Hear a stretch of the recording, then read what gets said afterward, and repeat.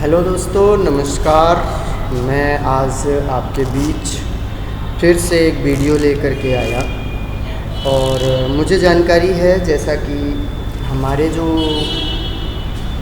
Police विभाग ने नई वैकेंसी निकाली है जिस पर लगभग 23 वर्ष के युवा लोगों से आवेदन मांगे हैं और सभी लोग आवेदन कर रहे हैं।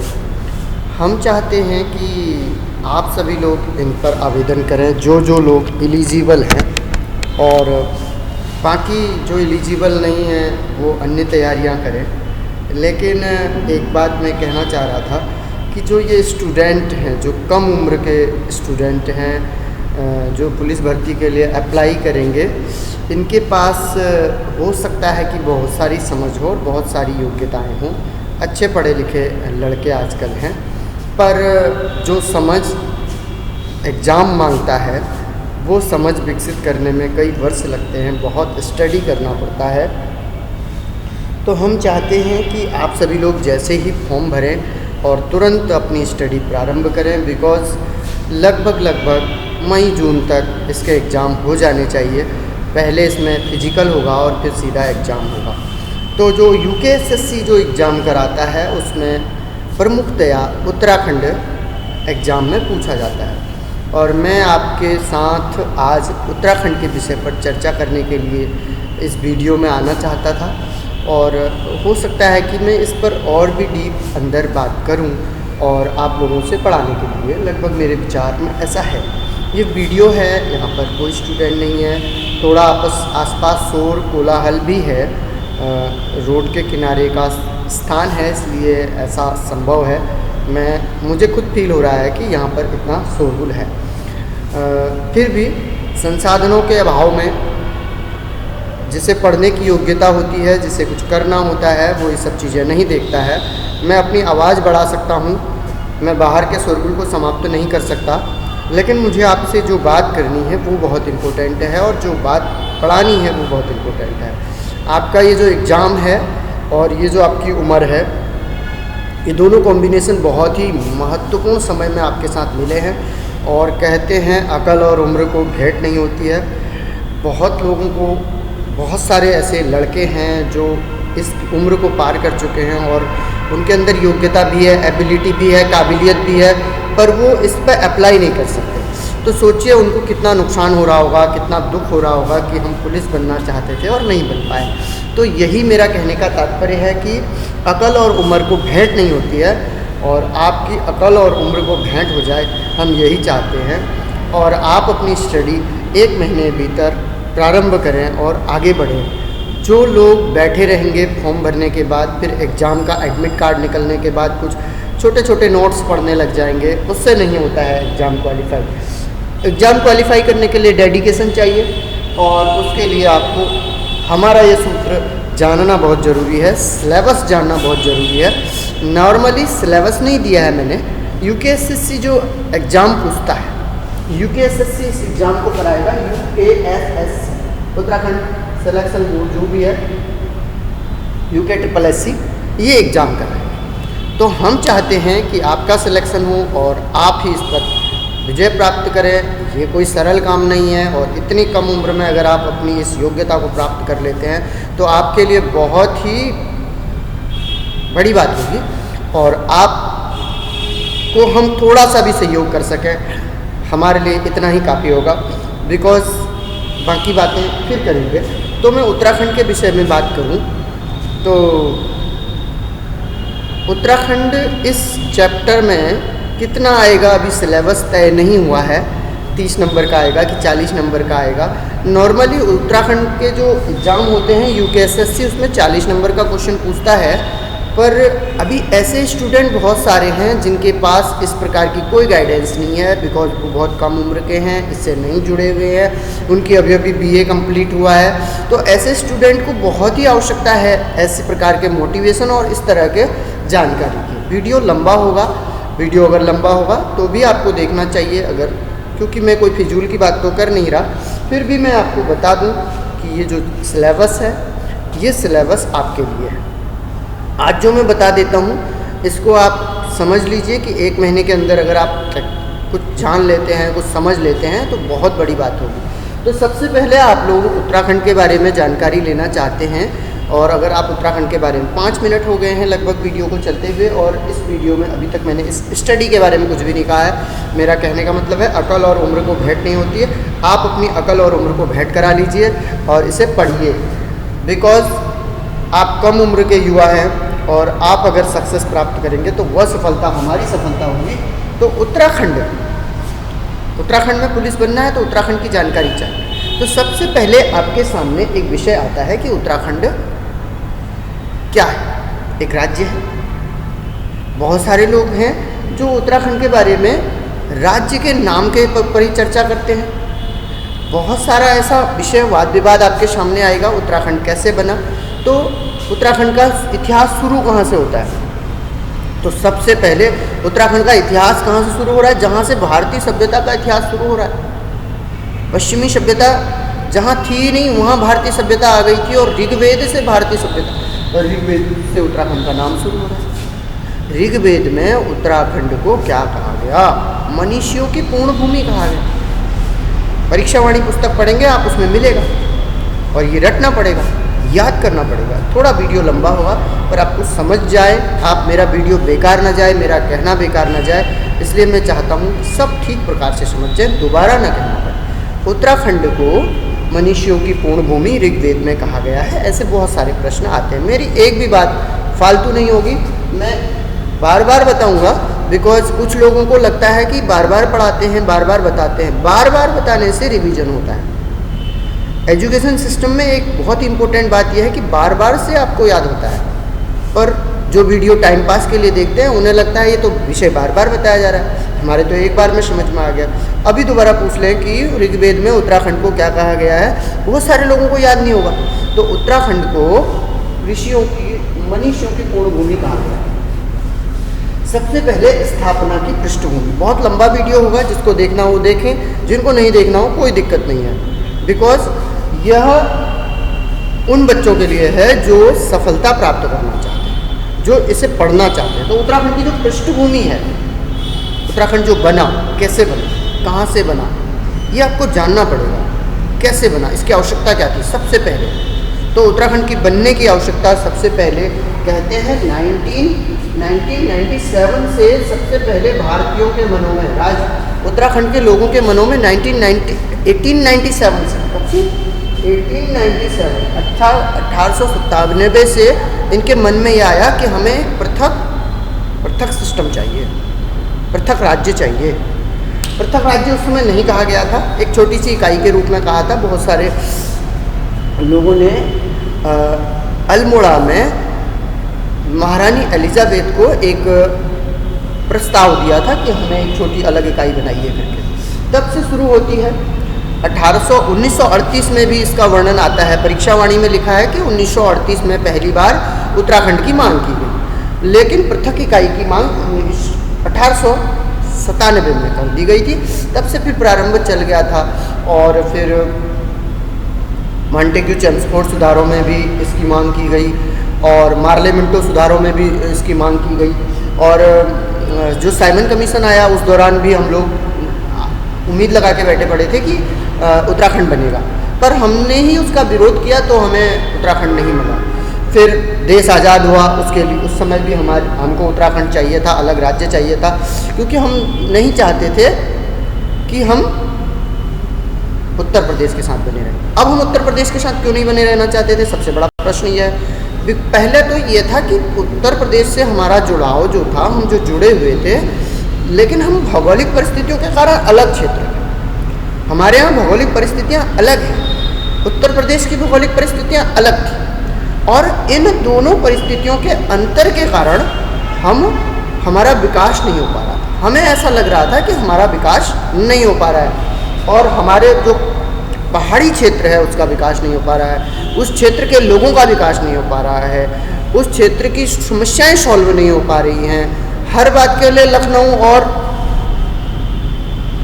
लखनऊ जाना सबके लिए, इलाहाबाद जाना लोगों के लिए बड़ा कठिन था। कानूनी व्यवस्था के लिए इलाहाबाद जाना पड़ता था, छोटे से काम कराने के लिए भी लखनऊ भागना पड़ता था, क्योंकि राजधानी लखनऊ थी, और कोई धारचूला से, पिथौरागढ़ से, उत्तरकाशी से लखनऊ जाए तो कितना खर्चा होगा। वैसे भी पहाड़ के लोग कितने गरीब होते हैं आप सब जानते हैं। तो इन्हीं सब विषमताओं को देखते हुए, बहुत सारी विषमताएं थी, आप उसको जो प्रायोगिक रूप में देखेंगे, प्रैक्टिकली देखेंगे, तब पता चलेगा। तो प्रैक्टिकली हम लोग सभी देखते हैं, हम सब पहाड़ के लोग हैं और सब लोग देख के आए हैं। तो ये प्रैक्टिकली होने के कारण से, ये विषमता होने के कारण से हमारे मनों में, हमारे लोगों के मनों में ये विचार आया होगा। तो इसी की पृष्ठभूमि यही थी कि हम एक भौगोलिक इकाई अलग रूप से है, हमें भूगोल ने अलग कर दिया है। हम पहाड़ी क्षेत्र में हैं और वो मैदानी क्षेत्र है, वहाँ परिस्थितियाँ आराम से सब कुछ ठीक से हो रही हैं, यहाँ नहीं हो रही हैं। यहाँ का विकास रुक रहा था, इसके कारण से उत्तराखंड राज्य की मांग हुई। स्थापना के लिए प्रयास मैंने बता दिया था, 1897 से शुरू हुए। मैंने ये जो पॉइंट्स लिखे हैं ये अपने हिसाब से लिखे हैं, हो सकता है वीडियो में आपको शो नहीं हो रहे हों, आप नहीं देख पा रहे हो। बस मैं आपको जो कह रहा हूँ उस बात को अपने ध्यान में ला लिए, और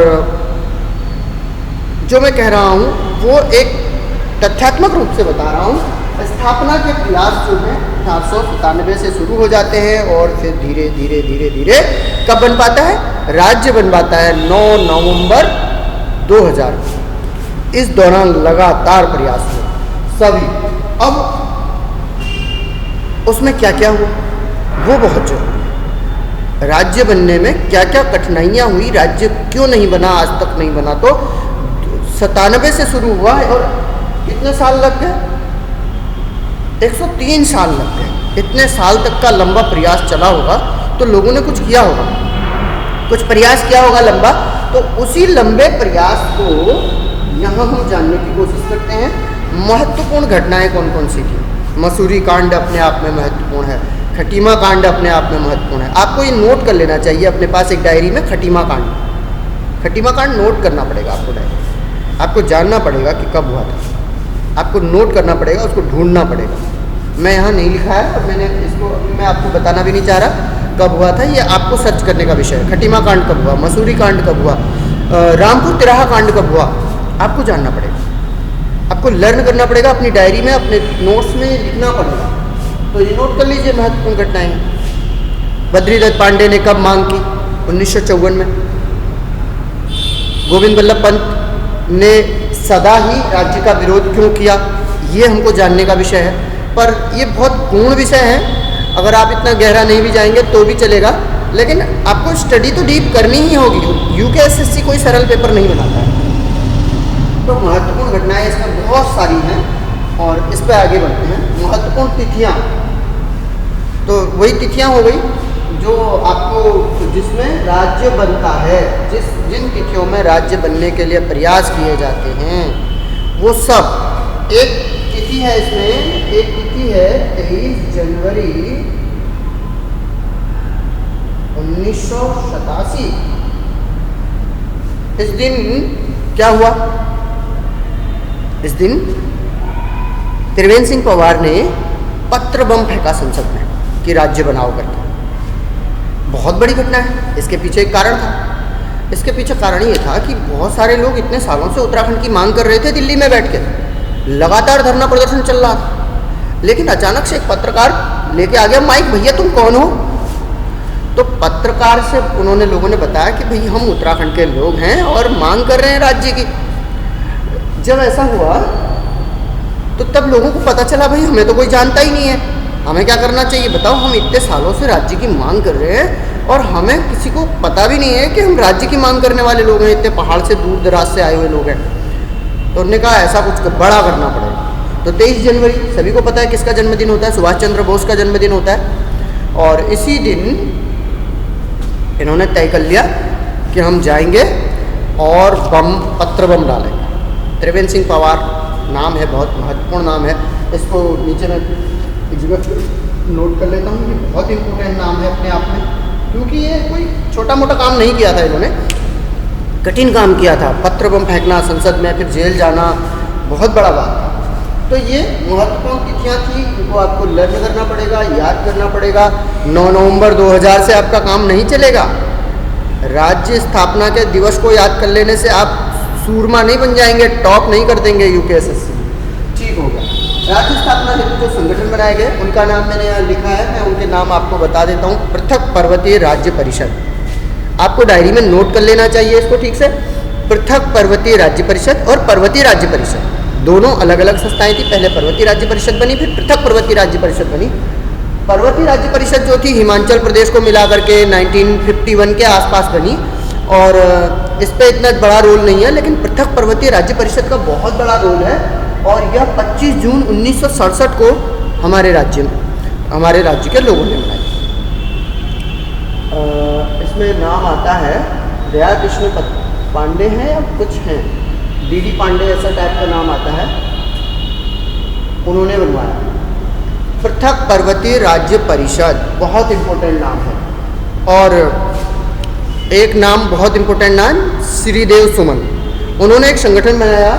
उनके साथ ही जब कांग्रेस का अधिवेशन 1938 में श्रीनगर में हुआ तब उत्तराखंड को साक्षात हमें एक अलग राज्य चाहिए ऐसी मांग की गई 1938 के कांग्रेस के अधिवेशन में। किसने मांग की? कांग्रेस के लोगों ने ही मांग की कि हमें अलग राज्य चाहिए, लेकिन लोकल कांग्रेस ने राष्ट्रीय कांग्रेस से मांग की, ऐसा प्रस्ताव पारित कराया। फिर इस बारे में भी आपको डीपली सोचना पड़ेगा। तो 1938 में एक संगठन बनाया श्रीदेव सुमन ने, गणदेश सेवा संघ। वैसे तो ये अपने जो गढ़वाल के क्षेत्र के लिए बनाया गया था, गणदेश सेवा संघ श्रीदेव सुमन का बनाया हुआ एक संगठन है और इसे दिल्ली में बनाया, कुछ लोग ऐसा कहते हैं, कुछ लोग कहते हैं देहरादून में बनाया। फिर भी आपकी जानकारी के लिए ध्यान में होना चाहिए 1938 में बना और 1938 में ही कांग्रेस का श्रीनगर में अधिवेशन हो रहा है। ये बहुत इंपॉर्टेंट है, दोनों डेट अपने आप में इंपॉर्टेंट हो जाती हैं इसीलिए। और इसी साल गणदेश सेवा संघ बना। उसके बाद श्रीदेव सुमन ने एक संगठन बनाया टिहरी राज्य प्रजामंडल। टिहरी राज्य प्रजामंडल 23 जनवरी 1939 को बन रहा है। ये कुछ इंपॉर्टेंट डेटें हैं, मैं आपको कुछ बहुत ही इंपॉर्टेंट डेट हैं ये नोट करा रहा हूँ, बाकी चीज़ें आपको खुद सर्च करनी पड़ेंगी। 23 जनवरी में इसलिए इंपॉर्टेंट बता रहा हूँ, 23 जनवरी को सुभाष चंद्र बोस का जन्म दिवस होता है और सुभाष चंद्र बोस को श्रीदेव सुमन अपना आदर्श पुरुष मानते थे और इन्होंने टिहरी राज्य प्रजामंडल की स्थापना 23 जनवरी 1939 को की। ये प्रश्न बहुत बार पूछा गया है, इसलिए भी मैं बार बार बोल रहा हूँ। एक ये संगठन और दूसरा संगठन है उत्तराखंड क्रांति दल। ये एक राजनीतिक पार्टी है, बाद में इसे हम इसके रूप में जानते हैं, लेकिन उत्तराखंड क्रांति दल ने एक मुखर होकर के उत्तराखंड की मांग की और बिल्कुल प्रत्यक्ष जाकर के राजनीतिक संगठन के रूप में जाकर के वहाँ पर काम किया। ये बहुत महत्वपूर्ण था। तो उत्तराखंड क्रांति दल देवीदत्त पंत करके एक वैज्ञानिक होते थे, वो भी बहुत बड़े वैज्ञानिक थे, तो इसलिए उनके बारे में स्टडी आपको करनी चाहिए कौन थे देवीदत्त पंत। और खाली नाम सुनने से नहीं होता है, वो याद नहीं होती ना चीज़ें, इसलिए आपको उनके बारे में पूरी स्टडी करनी चाहिए बच्चों। और देवीदत्त पंत ने कुमाऊं विश्वविद्यालय के कुलपति रहे हैं देवीदत्त पंत और कुमाऊं विश्वविद्यालय बनाया 1973 में। तो उत्तराखंड के क्रांति दल संगठन बना 26 जुलाई 1979 को। 26 जुलाई 1979 को उत्तराखंड क्रांति दल संगठन की स्थापना रामनगर में हुई शायद, लेकिन इसने भी बहुत महत्वपूर्ण योगदान राज्य के निर्माण में, क्योंकि त्रिवेंद्र सिंह पंवार उसी से थे, इन्होंने ही पत्र बम फेंका था। तो बहुत सारे काम इन्होंने किए, इन्होंने ब्लूप्रिंट दिया, इन्होंने ही मांग की कि गैरसैंण को स्थायी राजधानी बनाया जाए। अभी राजधानी का मुद्दा भी भविष्य में चलता रहेगा। तो ये भी विषय आप उत्तराखंड के बारे में जान रहे हैं, ये सब विषय आपके इम्पोर्टेंट हैं, पर आपको लग रहा होगा ये बोरिंग लगता होगा, पर ये इम्पोर्टेंट विषय आपको जब मैं बार बार बताऊंगा, जब मैं अभी इसको और डीप पढ़ाऊंगा, तब आपके ध्यान में आएगा ये सब चीज़ें। एक संगठन है उत्तरांचल उत्थान परिषद। उत्तरांचल उत्थान परिषद 1988 में सोबन सिंह जीना द्वारा बनाया गया। 30-31 मई 1988 1988 में इन्होंने इसकी स्थापना की। ये बहुत महत्वपूर्ण कुछ संगठनों के नाम बताए और इसमें बीजेपी का भी बहुत बड़ा रोल है। बीजेपी ने भी उत्तराखंड को बनाने में बहुत ही महत्वपूर्ण योगदान दिया और एच.डी. देवगौड़ा ने 15 अगस्त 1996 को इसकी घोषणा भी की, लेकिन फिर भी अटल जी के टाइम में इसकी स्थापना हो पाई और फिर बहुत सारे समय तक इस पर चर्चा चलती रही। तो कुल मिलाकर के बीजेपी का भी अपने आप में बहुत बड़ा रोल उत्तराखंड राज्य बनाने में होता है, इसलिए भी इसको हम महत्वपूर्ण मानते हैं। चलिए अब हम बात करते हैं, ये कुछ संगठन बताए मैंने आपको, इन संगठनों को आप ठीक से नोट करेंगे और फिर हम डीप इस बारे में बात करेंगे। आज मैं केवल आपको थोड़ा थोड़ा सिलेबस बता रहा हूँ और बहुत सारे संगठन हैं जिनके बारे में हमको बात करनी है। अब हमको जैसे मेरा मानना यह है कि आप एक न्यू स्टूडेंट हैं, आपको अभी उत्तराखंड के बारे में कोई जानकारी नहीं है और आप जानना चाहते हैं कि ये सिलेबस क्या है, ये जो पढ़ाई होगी वो किस तरह की होगी, इससे हमको कहाँ जाना पड़ेगा और हमें कहाँ सीखना पड़ेगा और हमें मार्क्स कहाँ से लेने हैं, कहाँ से हमको मार्क्स लेने हैं, ये बहुत महत्वपूर्ण है। आपसे कोई बहुत सरल प्रश्न नहीं पूछेगा, वो बिल्कुल आपको सजाया हुआ थाल नहीं देगा, आपको ढूंढने पड़ेंगे। तो राज्य का पौराणिक महत्व से क्या समझ में आता है, तो राज्य का जो वर्णन है पुराणों में है बच्चों, मतलब जो उत्तराखंड है ऐसे नहीं बन गया है, उसका नाम उत्तराखंड जो लिखा है ये उत्तराखंड का नाम कैसे उत्तराखंड है, तो गढ़वाल क्षेत्र जो है उसे केदारखंड कहा है। गढ़वाल क्षेत्र को केदारनाथ है, वहाँ केदारखंड कहेंगे। केदार घाटी जो है, केदार घाटी से उधर का क्षेत्र जितना भी है उसे केदारखंड कहा गया है। और उससे मानसरोवर झील के आसपास जो अपना जो चाइना से लगा हुआ एरिया होता था उसे मानस खंड कहा गया।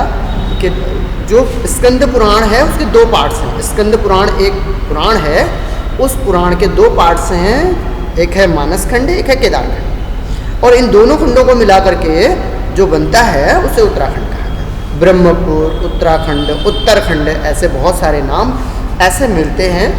ये हमको आगे ध्यान में आने चाहिए और कुछ बुक्स आपको लेनी पड़ेंगी, इससे स्टडी होगी, मेरी वीडियो से ही स्टडी नहीं होगी आपसे। तो इसलिए ये मैं आपको केवल बेसिक जानकारियाँ दे रहा हूँ, बाकी आप जितना आपके अंदर भूख होगी उतना आप पढ़ पाएंगे। उत्तराखंड केदारखंड और मानस खंड से मिलकर के बना है, और ब्रह्मपुर, उत्तरखंड, उत्तर कुरु, ऐसा पौराणिक क्षेत्र में, पौराणिक अध्ययन में हम यहीं से शुरू करेंगे। ये यहाँ से शुरू होता है महाभारत रामायण काल में। रामायण में सीता यहाँ रही, गंगा शीतोष्ण पट्टी करके स्थान है, माता सीता वहीं क्या बोलते हैं धरती पे समाई थी।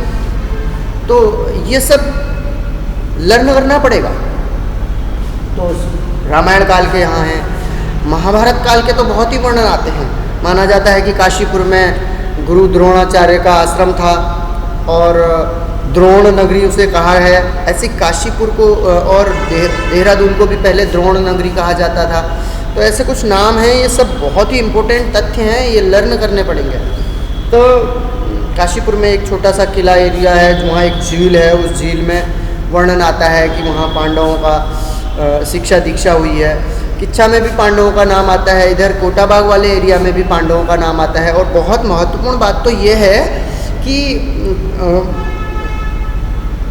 महाभारत के वन पर्व में वर्णन है कि पांडवों ने केदारनाथ की यात्रा करी, बद्रीनाथ की यात्रा करी, महर्षि लोमस के साथ कोई वर्णन आता है ऐसा। ये सब तथ्य भी आपको लर्न करने पड़ेंगे। एक राजा सुबाहु का नाम है जिसमें कुणिंद वंश पढ़ेंगे हम।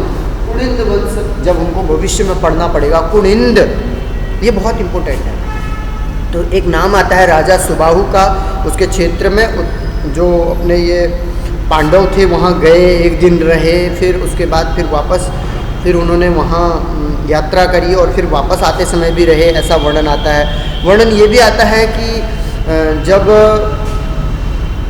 युधिष्ठिर ने यज्ञ किया था तो यहाँ के कुछ राजा गए और उन्होंने कस्तूरी मृग, कुछ स्वर्ण, ऐसा कुछ चीज़ें दी थी, शहद दिया था, एक कस्तूरी मृग दिया था। कस्तूरी मृग का वर्णन तो मुग़लों के साहित्य में भी आता है, जो चंद राजवंश के राजाओं ने दिया था। ये बहुत ही इम्पोर्टेंट तथ्य हैं। माना कि मैं इनको इतने हल्के से कह दे रहा हूँ और आपको बहुत हल्का विषय लग रहा है, पर ये लर्न करना, इसको स्टडी करना, बहुत डीप पढ़ना बहुत ही कठिन होता है बच्चों। और ये स्टडी आपको इसी उम्र में करनी पड़ेगी, क्योंकि भविष्य में आपके पास टाइम नहीं होगा। हम लोगों ने जो किया वो किया, हम लोग तो अब पढ़ रहे हैं, जबकि हमको तब पढ़ लेना चाहिए था और हमको डीप स्टडी कर लेना चाहिए था। आपके पास 6 महीने हैं, आपको इन सब विषयों की डीप स्टडी पर डे 5-6 घंटे पढ़ के करना पड़ेगा, नहीं तो कुछ नहीं हो पाएगा। इतना सरल नहीं होगा इस एग्ज़ाम को निकालना। तो राज्य का पौराणिक महत्व तो इसी में है, और बहुत सारे साहित्य स्रोत हैं, पुराने वीडियोज़ भी हैं, और सारे वीडियोज़ आपको यूट्यूब में मिल जाएंगे, तो आपको स्टडी तो उसकी करनी पड़ेगी।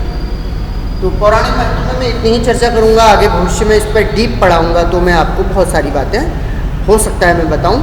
वैसे बहुत सारे वीडियोज़ हैं, आप लोगों को मिल जाएंगे, बुक्स में भी आपको बहुत सारा मटेरियल मिल जाएगा।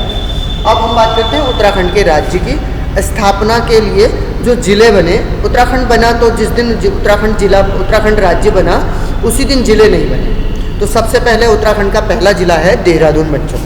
राजधानी देहरादून है लेकिन ज़िला भी देहरादून ही है। अब ज़िला कब बनना शुरू होता है? तो आपको कहानी अगर पता होगी तो उत्तराखंड में अंग्रेज़ों के आने से पहले 1815 में नेपाल के गोरखाओं का राज्य हुआ करता था। खुड़बुड़ा के युद्ध में प्रद्युमन शाह को मारने के बाद 14 मई 1804 में प्रद्युमन शाह की मृत्यु हो गई, और उसके बाद कुमाऊं और गढ़वाल में गोरखाओं का राज्य स्थापित हो गया खुड़बुड़ा के युद्ध के बाद। प्रद्युमन शाह के बेटे एक थे सुदर्शन शाह, एक बेटे सुदर्शन शाह थे और एक और बेटे थे। उनको गोरखे अपने साथ नेपाल ले गए और सुदर्शन शाह बच के निकल गए, और उन्होंने अपने राज्य को बचाने के लिए इतने सालों में प्रयत्न करते रहे बच्चों। बहुत सारे अंग्रेज़ों के साथ दोस्ती करी, बहुत सारे राजा महाराजाओं से, राजे रजवाड़ों से दोस्ती करके इस टिहरी राज्य को दोबारा से पाने का प्रयास किया गया, और नेपाल से कुछ संबंध बिगड़े और कुछ ऐसी परिस्थितियां बनी कि नेपाल पर अंग्रेज़ों ने हमला किया, और 1815 में नेपाल और आंग्ल युद्ध हुआ। और उस दौरान नेपाल पर अंग्रेज़ों ने हमला किया, और नेपाल की कुछ गलतियों के कारण ही किया।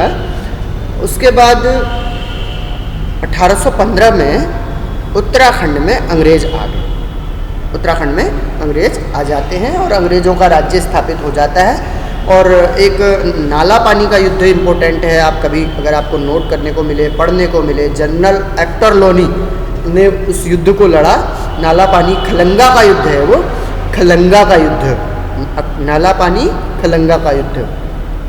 ऐसे काला पानी का युद्ध भी है कोई, उसको भी पढ़ना पड़ेगा, पर नाला पानी और खलंगा का युद्ध इम्पोर्टेंट है। इसमें बहुत सारे गोरखों ने बहुत सारी महत्वपूर्ण काम किए। तो 1815 में अंग्रेज़ आ जाते हैं, और गवर्नर उत्तराखंड का कौन बनता है? किसी को अगर ध्यान में हो तो बताएं। हेनरी ई गार्डनर। 1815 में ई गार्डनर, 3 मई 1815 को ई गार्डनर उत्तराखंड के केवल कुमाऊं कमिश्नरी के, जो कुमाऊं वाला एरिया था और जिसमें अंग्रेजी राज्य स्थापित हो रहा था, उसके गवर्नर बने। फिर जो टिहरी राज्य था वो प्रद्युमन शाह को दे दिया, प्रद्युमन शाह के बेटे सुदर्शन शाह को दे दिया। दोनों के बीच 1818 में संधि होती है, 1820 जा कर के वो संधि फिनिश होती है।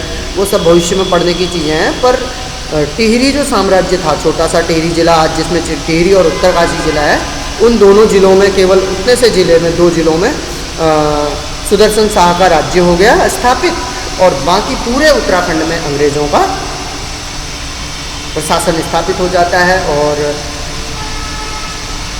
फिर आते हैं आपके कौन? कमिश्नर ई गार्डनर। 1815 में ई गार्डनर होते हैं, और 1816 में उनको नेपाल रेजिडेंट बना के भेज दिया जाता है, क्योंकि नेपाल में एक वहाँ व्यक्ति चाहिए था। नेपाल के साथ संधि हुई थी, सिंगौली की संधि कहते हैं बच्चों उसे। सिंगौली की संधि कब हुई थी इसे पता कर लेना। नेपाल के एक राजा के गुरु की सहायता से की गई थी सिंगौली की संधि, अपने पास नोट करेंगे आप, सिंगौली की संधि।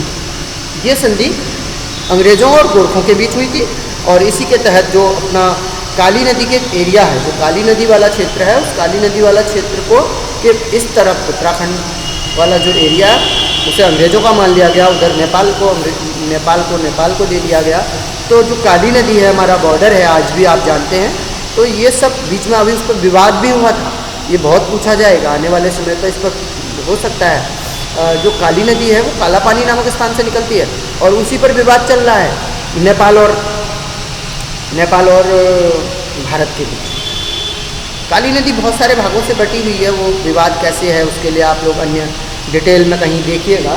लेकिन मैं आपको अभी बार हम बात कर रहे हैं कि राज्य की स्थापना जिस दिन हुई 9 नवंबर 2000 को, उस दिन क्या सारे जिले बन गए? नहीं। 1817 में कौन सा जिला बना? देहरादून जिला बना। और 1818 में इसे सहारनपुर में मिला दिया गया। 1839 में दूसरा जिला बनता है। 1839 में महत्वपूर्ण, मैंने आपको बताया था 1839 में एक संगठन का नाम बताया था, वो सब चीज़ें याद करनी पड़ेंगी। 1839 में मैंने आपको एक संगठन का नाम बताया था। 23 जनवरी 1839 को टिहरी राज्य प्रजामंडल की स्थापना होती है और इसी 1839 में पौड़ी गढ़वाल जिले की स्थापना होती है। पौड़ी गढ़वाल जिले की स्थापना होती है। तो गढ़वाल अलग जिला बना दिया गया और पहले पूरी का मऊ कमिश्नरी एक साथ थी, लेकिन फिर गढ़वाल जिला 1839 में अलग बना दिया गया। 1840 में श्रीनगर से पौड़ी केंद्र बनाया गया। पौड़ी में जो लेस डाउन वाला एरिया है वहाँ पर एक छोटी सी छावनी भी बनाई गई। तो छावनियाँ बहुत सारी हैं, 6-7 छावनियाँ हैं उत्तराखंड में, 6 छावनियाँ हैं। उसके बारे में आपको पढ़ना पड़ेगा। तो दूसरा जिला बनता है पौड़ी गढ़वाल। तीसरा जिला फिर 1891 में नैनीताल और अल्मोड़ा को अलग किया गया। ऐसे एक एक करके ज़िले बनते रहे। 1888 में उधम सिंह नगर जिला बन रहा है, हरिद्वार जिला बनता है, फिर उधम सिंह नगर जिला बनता है। इस तरह से फिर 24 फरवरी 1960 को उत्तरकाशी पिथौरागढ़ और चमोली ज़िले, 3 ज़िले बनाए गए 24 फरवरी 1960 को। तो इस तरह से ये ज़िले बने और 13 ज़िले। लास्ट डेट 15 सितंबर 1997। 15 सितंबर 1997 को फिर एक और ज़िला बनता है, कौन सा? रुद्रप्रयाग लास्ट ज़िला बना। चंपावत ज़िला और रुद्रप्रयाग में कन्फ्यूजन है, दोनों ज़िले एक साथ ऐसे ही बने। रुद्रप्रयाग, चंपावत दोनों ज़िले आसपास ही बने हैं, एक दो ज़िले। तो ये अंतिम ज़िले हैं। इस तरह से पूरे 13 ज़िले उत्तराखंड के बनते हैं। आपको देखना पड़ेगा, नेट पे सर्च करना पड़ेगा। बहुत ये थोड़ा ध्यान में रहने की चीज़ें हैं, इतनी चीज़ें ध्यान में रहनी चाहिए। तो लास्ट में बागेश्वर ज़िला बन रहा है, बागेश्वर जिला, चंपावत, रुद्रप्रयाग, बागेश्वर, 3 ज़िले। मायावती की सरकार थी तब उन्होंने जाके बनवाया था। तो ये 1897 की बात थी। ठीक हो गया। पौराणिक महत्व पर चर्चा कर ली। अब आपको जो पढ़ना है, हम सिलेबस की बात कर रहे हैं, मैं आपको कुछ भी नहीं पढ़ा रहा हूँ, मैं आपको ये बता रहा हूँ कि आपने पढ़ना क्या है। चंद राजवंश पढ़ना। चंद राजवंश बहुत ही महत्वपूर्ण राजवंश है ये अपने आप में उत्तराखंड में। तो कब से शुरू होता है? 600 ईस्वी से शुरू हो जाता है ये, 600 ईस्वी से। लेकिन सबसे पहले आपको क्या पढ़ना चाहिए? चलिए, सबसे पहले आपको चंद राजवंश नहीं पढ़ना, सबसे पहले आपको पढ़ना है कुड़िंद राजवंश। नोट कर लीजिए अपने पास कहीं पर, कुड़िंद राजवंश पढ़ना है अपने आप को सबसे पहले। उसके बाद आते हैं चंद, उसके बाद हर्षवर्धन आ रहा है, मौर्य साम्राज्य आएगा। उसके बाद मौर्य साम्राज्य को अपने आप से कनेक्ट करके दीजिए। कौन था मौर्य साम्राज्य का संस्थापक? चंद्रगुप्त मौर्य। चंद्रगुप्त मौर्य के पुत्र का नाम बिंदुसार, बिंदुसार के पुत्र का नाम सम्राट अशोक, और अशोक का शिलालेख मिलता है कहाँ? कालसी में। और कालसी कहाँ है? अपने उत्तराखंड में है। उत्तराखंड के इतिहास में सबसे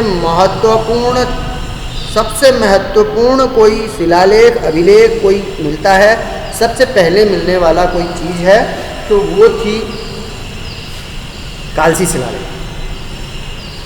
कालसी शिलालेख 257 या 253 ईस्वी पूर्व का है, ईस्वी पूर्व का है। तो यह उत्तराखंड के कालसी में खोजा गया। कालसी कहाँ है? कालसी जो है यमुना और टोंस नदी के संगम पर है। यमुना और टोंस नदी के संगम पर। ये प्रश्न बहुत बार आए थे। और लेकिन जो शिलालेख है वो यमुना और अमलावा दो नदियों के संगम पर है, यमुना और अमलावा के संगम पर है, और कालसी में है। और कालसी कहाँ है? यमुना और टॉस नदियों के संगम पर है। ये भी आप कंफ्यूज हो गए तो आपको ठीक से स्टडी करना पड़ेगा। ठीक हो गया।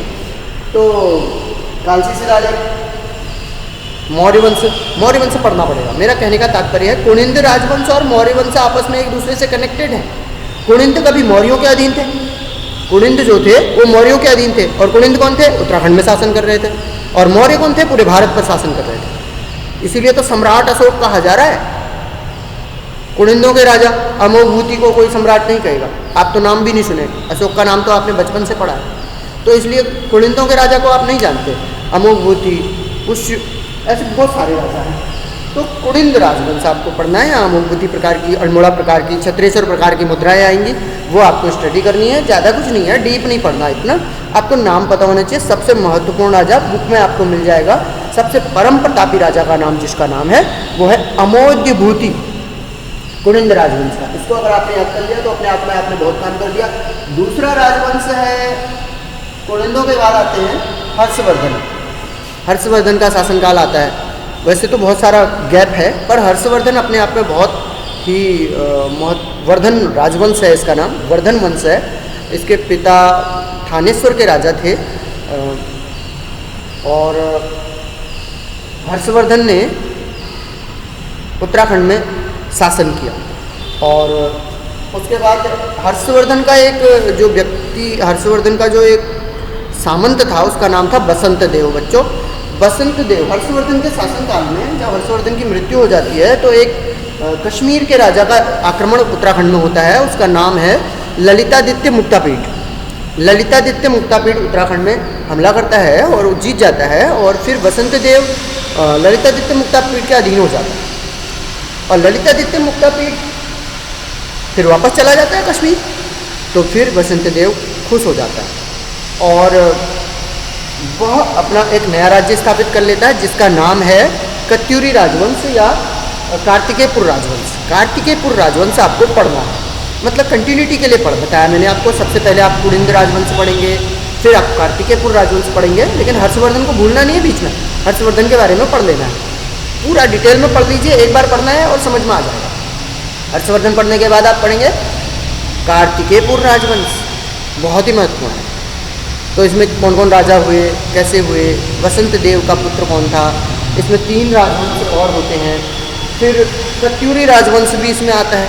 कुछ छोटे छोटे राज्यों में जब बाद में बढ़ जाता है राज्य, तो बैजनाथ आ जाती है इनकी शाखा। पाली पछाऊ नाम की एक शाखा बनती है। छोटे छोटे राज्य बन जाते हैं कत्यूरी, जिनकी लड़ाई किससे होती है? क्या नाम है उसकी? रानी लक्ष्मीबाई का एक रानी है, उसका नाम, जिसकी घोड़ी का नाम बिंदुली है। चलिए मैं अभी बता दूंगा आपको उसका नाम। तो कत्यूरियों से उसका लड़ाई होती है और बहुत सारे कत्यूरी राजाओं का दमन करती है। फिर भी कुछ कत्यूरी राजा बचते हैं। अंतिम कत्यूरी राजा का नाम जो है चंद राजवंश के जो पहला राजा सोमचंद है, उसके ससुर का नाम था सोमचंद। चंद राजवंश आप जब पढ़ेंगे, चंद राजवंश जब आप पढ़ेंगे तो आप सोमचंद से शुरू करेंगे। पुस्तकों में कहीं गलती होगी पर आप ढूंढेंगे, एक एक राजा का अध्ययन पढ़ लेंगे। सोमचंद, वीरचंद, लेकिन बहुत नीचे जाकर के आपको बहुत महत्वपूर्ण नाम मिलेंगे। कुछ इंद्रचंद का नाम इम्पोर्टेंट है, कुछ प्रश्न बहुत इंपॉर्टेंट हैं, कुछ ही बनते हैं। सोमचंद संस्थापक हो गया चंद राजवंश का। एक बात इंपॉर्टेंट ये हो गई सोमचंद। सोमचंद को सोमेश्वर से याद करेंगे। सोमेश्वर में इसने एक छोटे से शिव मंदिर की स्थापना की और इनकी जो पत्नी थी उसका नाम चंपावती था। और चंपावत में इन्होंने जो इसके ससुर है उसका नाम मैं अभी भूल रहा हूँ, उसने चंपावती के नाम से चंपावत साम्राज्य राज्य दिया, इसे छोटा सा एरिया दिया और उस एरिया में इन्होंने अपना साम्राज्य बसाया। और चंपावती नाम की जो रानी थी उसी के नाम से उस क्षेत्र का नाम चंपावत पड़ा और सोमचंद की पत्नी थी। इन्होंने बहुत सारे काम किए, पढ़ेंगे डीप पढ़ेंगे तो आपको मिल जाएगा। लेकिन अपने आप में इन्होंने अपना साम्राज्य स्थापित किया। कार्की, बोरा, तड़ागी, ऐसे कुछ अपने 4-5 सामंत बनाए, उन सामंतों से कर वसूल करने को कहा गया। ठीक हो गया। फिर अगले इसके जो एक महत्वपूर्ण राजा इसमें आता है इंद्रचंद। बच्चों वो इंद्रचंद ने सबसे पहले उत्तराखंड में रेशम का कारखाना लगाया, ऐसा माना जाता है। रेशम के कीड़े लाया, चीन से लाया या नेपाल से मान के लाया, उसकी एक रानी अपने साथ लेके आई, कुछ ऐसा वर्णन आता है। इंटरेस्टिंग हिस्ट्री है, अगर आप लर्न करेंगे तो मज़ा आएगा, पढ़ेंगे तो अच्छा रहेगा। तो एक नाम आता है इंद्रचंद, एक आता है नाम आत्मचंद, ऐसे बहुत सारे नाम आएंगे आपको। तो महत्वपूर्ण राजा इसमें रुद्रचंद है, रुद्रचंद जिसने रुद्रपुर की नगर की स्थापना की। ऐसे बाज बहादुर चंद नाम आएगा, लक्ष्मी चंद आएगा, भारती चंद आएगा। तो ये सब पढ़ने पड़ेंगे। मैंने इसमें केवल चंद राजवंश पढ़ा लिखा है केवल, तो भारती चंद पढ़ना पड़ेगा, उसका पुत्र रत्नचंद पढ़ना पड़ेगा। तो बाज बहादुर चंद तक लक्ष्मी चंद, उद्योग चंद, ये सब महत्वपूर्ण राजा हैं। इनने कुछ किले बनवाए, वो महत्वपूर्ण है। भीष्मचंद उसका बेटा जिसने अल्मोड़ा शहर की स्थापना की, उसका नाम भी महत्वपूर्ण है इसमें। क्या नाम है उसका? बालो कल्याण चंद, महत्वपूर्ण है। खगमरा का किला बनाया भीष्मचंद ने, बालो कल्याण चंद ने लाल मंडी का किला बनाया जिसे लास्ट में फोर्ट मोयरा कहा गया, और अंग्रेज़ों ने उसी को अपना स्थान बनाया 1815 में आने के बाद। तो सबको आपस में एक दूसरे से इंटरकनेक्टेड करके पढ़ेंगे तो मज़ा आएगा आपको, और पढ़ना आपको पड़ेगा। इससे आपको अगर पीछा छुड़वाना चाहेंगे तो आप एग्ज़ाम से पीछे छूट जाएंगे। एग्ज़ाम से पीछे नहीं छूटना है तो आपको इससे पीछे छुड़वाना नहीं है, और इंटरेस्टिंग होकर के पढ़ना है, और खूब थोड़ा मस्ती के साथ पढ़ना है। कुछ चीज़ों को आपस में को रिलेटेड करना बहुत ही ज़रूरी है। ठीक हो गया। तो चंद राजवंश में अगर आप इतना पढ़ लेंगे। अंतिम राजा बच्चों बहुत महत्वपूर्ण है, महेंद्र चंद गोरखों के साथ 1791 में हार जाता है। कहाँ की लड़ाई थी? हवालबाग की लड़ाई।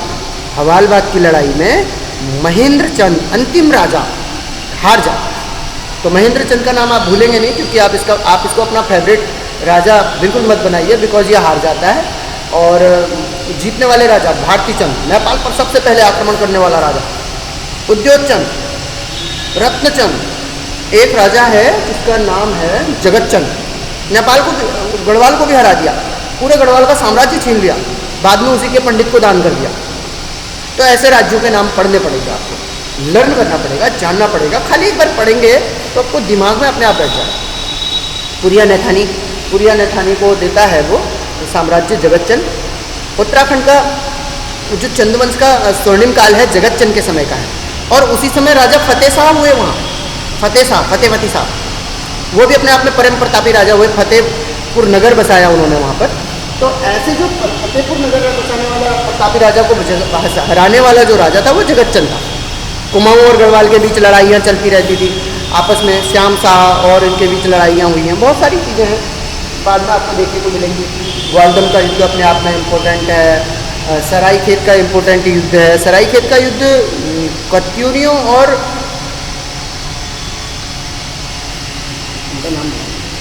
चलिए अगला विषय है इस पर। अभी मैंने बताया था चंद राजवंश पढ़ना। फिर दूसरा राजा है सोमचंद के बारे में कहते हैं बच्चों, कोई झूसी नाम की जगह है, वहाँ से यहाँ उत्तराखंड में यात्रा करने आए थे, और यहाँ के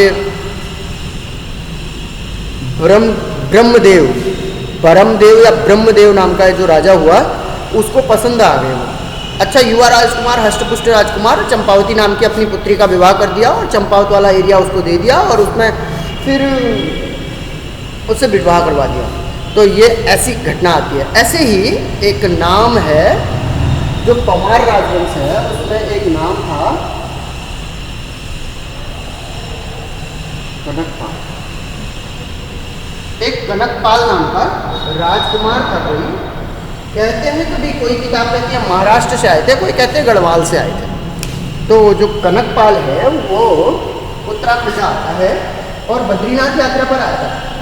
तो परंपरा यह हुआ करती थी, जब भी कोई बद्रीनाथ या केदारनाथ यात्रा पर आते थे तो पहले राजा की अनुमति लिया करते थे, इसलिए ये लोग राजा से मिलने गए। और उस समय वहाँ जो राजा था उस राजा से मिलने लग गए, तो वहाँ के राजा को भी ये पसंद आए, और दोनों की कुछ कहानी इस तरह से ही है। और कनकपाल से उनका विवाह करवा दिया और एक छोटा सा राज्य चांदपुरगढ़ का राज्य का इसको राजा बना दिया। इसके चांदपुरगढ़ का राज्य संभालने के लिए दे दिया। तो कनकपाल की 37वीं पीढ़ी में बहुत सारे नाम हैं। 37वीं पीढ़ी में राजा हुआ अजयपाल। अजयपाल ने जो गढ़वाल के छोटे छोटे गढ़ थे, बहुत सारे गढ़ थे, उन सारे गढ़ों को एक किया और एक पूरे गढ़वाल साम्राज्य की स्थापना की। तो अजयपाल अपने आप में इम्पोर्टेंट है। 37वां राजा था अजयपाल। दूली पाथा चलाया, गुरु गोरखनाथ पंथ का अनुयायी बना। ये महत्वपूर्ण तथ्य हैं। तो अजयपाल, उसके बाद उसके बेटे का नाम लक्ष्मण देव, लक्ष्मण शाह, ऐसा लक्ष्मण शाह ऐसा कुछ लिखता है। फिर फतेहपति शाह, महिपति शाह, ऐसे बहुत सारे नाम आते हैं। फिर यहाँ से शाह लगाना शुरू हो जाता है। बलभद्र शाह, सबसे पहला नाम बलभद्र शाह का आता है। और फिर ये जो राजा हुए, बहुत सारे गढ़वाल के 60 राजाओं ने शासन किया गढ़वाल पर।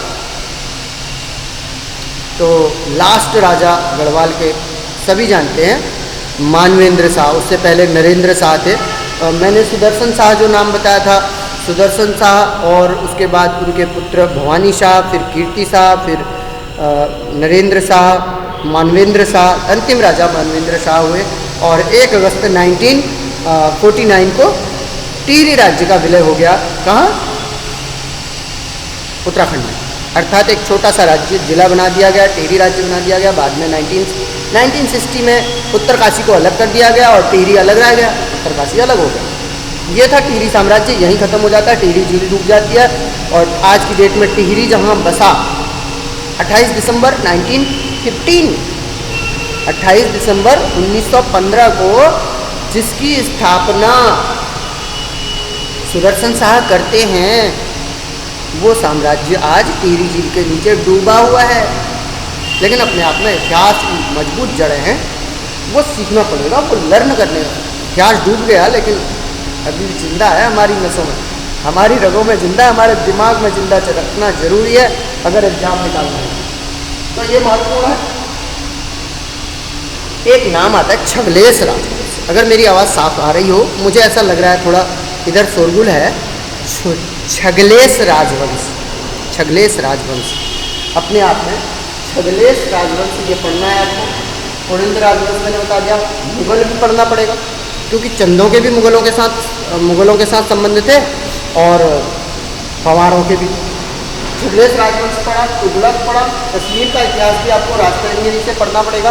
राजतरंगिणी एक संस्कृत की पुस्तक है, कल्हड़ ने लिखी, और ललितादित्य मुक्तापीठ का वर्णन इन्होंने ही किया है। तभी हमको पता चला कि इसने गढ़वाल पर आक्रमण किया था।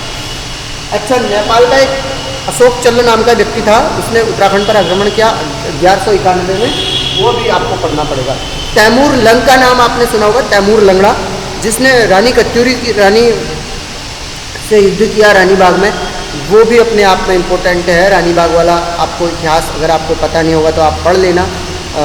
जो रानी कत्यूरी रानी थी, उन्होंने वहाँ तैमूर लंग से लड़ाई करी और वहीं वो समा हुई।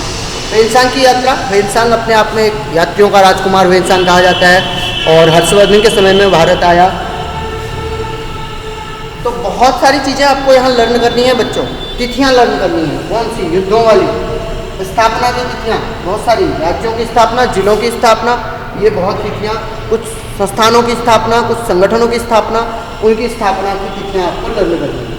उत्तराखंड का स्वतंत्रता संग्राम में योगदान। आज वीडियो बहुत लंबा बन गया है, मुझे ऐसा लग रहा है कि अब ये 1 घंटे का चला जाएगा, पर अब मैं जो विषय कह रहा हूँ मैं 1 घंटा इसको कंप्लीट करूँगा ही। और उत्तराखंड में, उत्तराखंड जो राज्य है उसका स्वतंत्रता संग्राम में क्या योगदान रहा, ये बहुत महत्वपूर्ण तथ्य है। ये भी आपको पढ़ना ही है।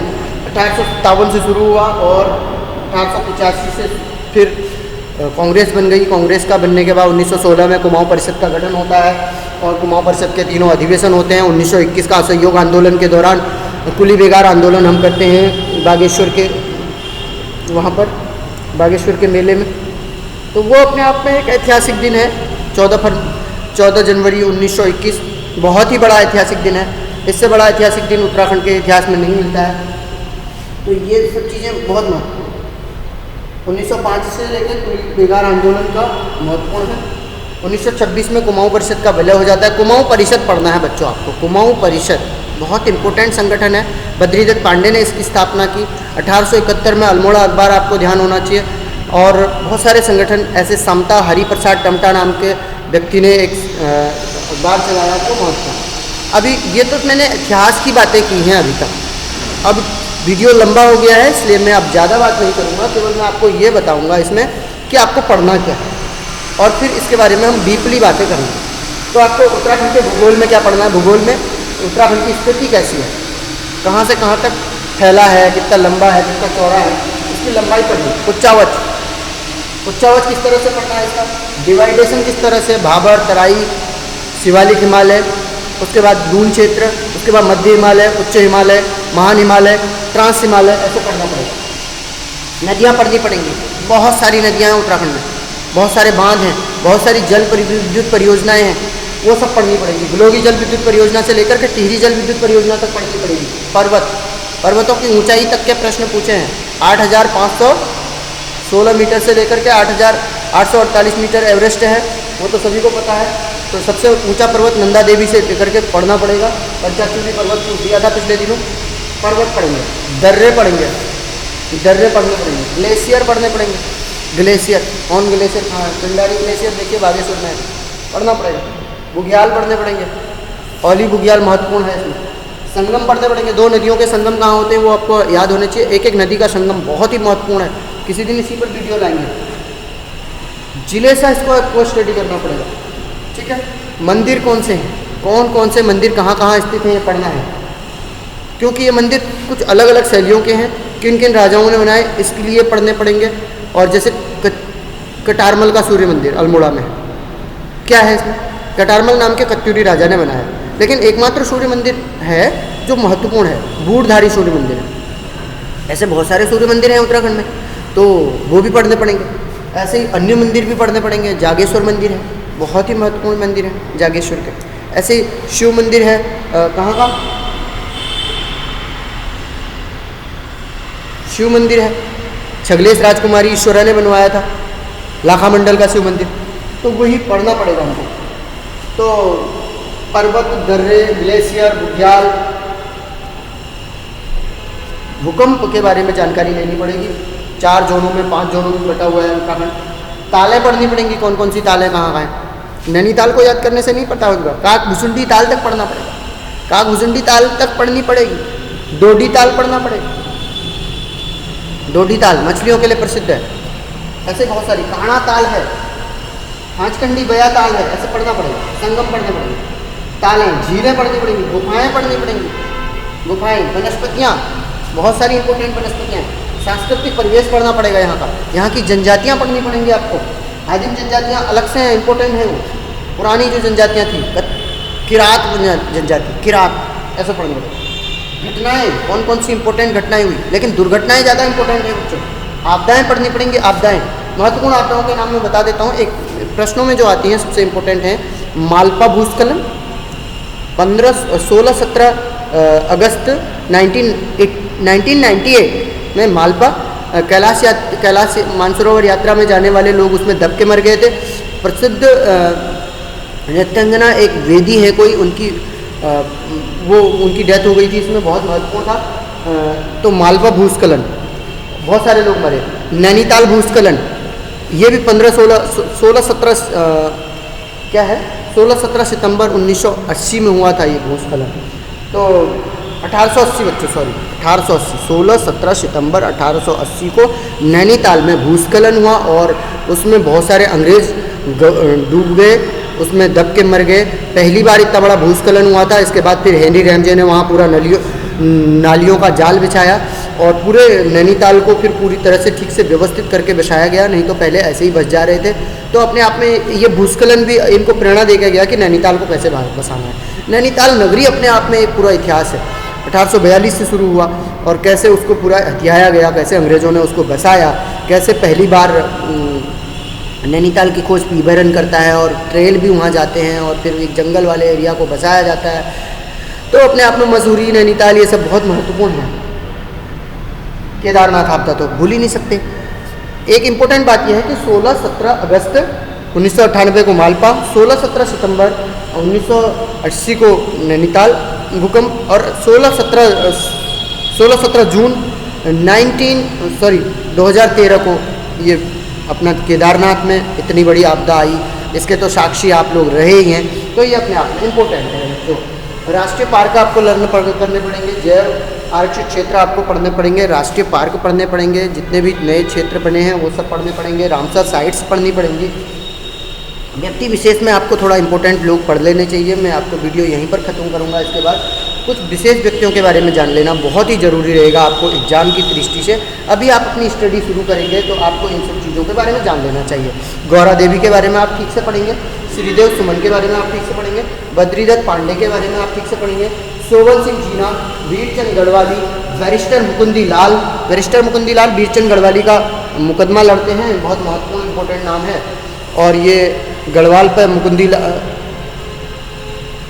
गढ़वाल का पेंटिंग कला में बहुत महत्वपूर्ण व्यक्ति हैं और ये विधायक भी रहे हैं, सांसद भी रहे हैं। गोविंद वल्लभ पंत, नरेंद्र शाह, कुंती देवी, विष्णु देवी शाह, स्वामी विवेकानंद, शांतिलाल त्रिवेदी, बाबा मोहन उत्तराखंडी, ऐसे महत्वपूर्ण नाम हैं। उत्तराखंड की पुलिस व्यवस्था के बारे में आपको इतिहास का अध्ययन करना पड़ेगा, राजस्व पुलिस व्यवस्था का अध्ययन आपको करना पड़ेगा बच्चों। यहाँ पर नागरिक पुलिस का अध्ययन करना पड़ेगा, राजस्व पुलिस का अलग से अध्ययन करना पड़ेगा और यहाँ की उत्तराखंड की वन पंचायतों के बारे में आपको ठीक से पढ़ना पड़ेगा। बिकॉज ये थोड़ी अलग चीज़ें हैं जो अन्य राज्यों में नहीं है। जैसे नागरिक पुलिस व्यवस्था और राजस्व पुलिस व्यवस्था हमारे राज्य में अलग प्रकार की है। तो ये थोड़ा पुलिस विभाग की नौकरी है, तो इसमें स्टडी करना पड़ेगा। ये वीडियो बहुत लंबा हो गया है, मुझे इस बात का बहुत ही खेद है।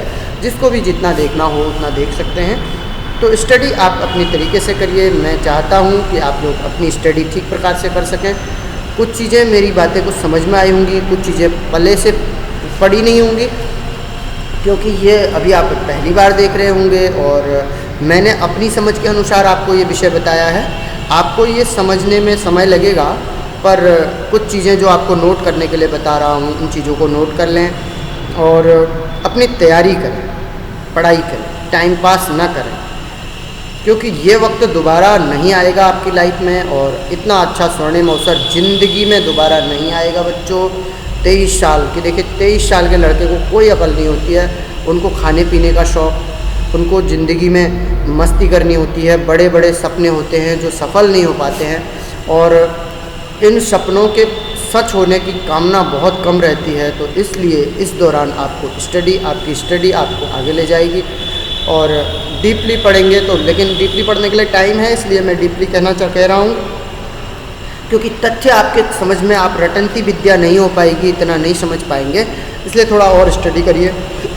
हम आपके साथ हैं, बीच में छोटे छोटे टॉपिक्स लेकर के आपके बीच आएंगे।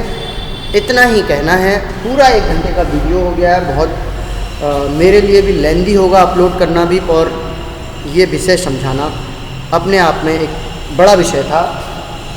तो मैं आपको आज से शुभकामनाएं देता हूं। आप अपना मनोबल बनाए रखें, अपना पढ़ाई करें, कोई चिंता ना करें। सिलेक्शन के लिए पढ़ें और अच्छे तथ्यों को पढ़ें। कुछ अपनी एक स्ट्रेटजी बनाएं, अपना टाइम टेबल बनाएं। अधिक पढ़ेंगे तो कम याद होगा और अच्छी तरह पढ़ेंगे। शायद मेरी बात कुछ लोगों को लगता होगा कि कुछ आजकल छोटे छोटे मछली के कांटे जैसे टॉपिक फंसा करके आप एग्ज़ाम निकलवाएं, ऐसा कुछ लोगों का मानना होता है, पर मेरा मानना ऐसा नहीं है। मैं डीप स्टडी पर भरोसा करता हूं और आपके पास समय है तो मैं चाहूँगा कि आप खूब स्टडी करें और अधिक से अधिक करें और सफल हों। सबसे महत्वपूर्ण बात है सफल होना। सफलता अगर आपको मिल गई तो आपने कितना पढ़ा ये महत्वपूर्ण नहीं रह जाएगा, आपकी सफलता महत्वपूर्ण होगी। और अगर आप असफल हो गए तो आपको कोई श्रेय नहीं देगा, और इसलिए आपको खूब स्टडी करनी चाहिए। और हमारी शुभकामनाएं आपके साथ हैं, हम आपके साथ हैं। जब भी कभी कोई दिक्कत हो, कभी भी किसी को कुछ पूछना हो तो कॉल कर सकते हैं, मैसेज कर सकते हैं, पूछ सकते हैं। ठीक है, नमस्ते। सभी को बहुत बहुत शुभकामनाएं।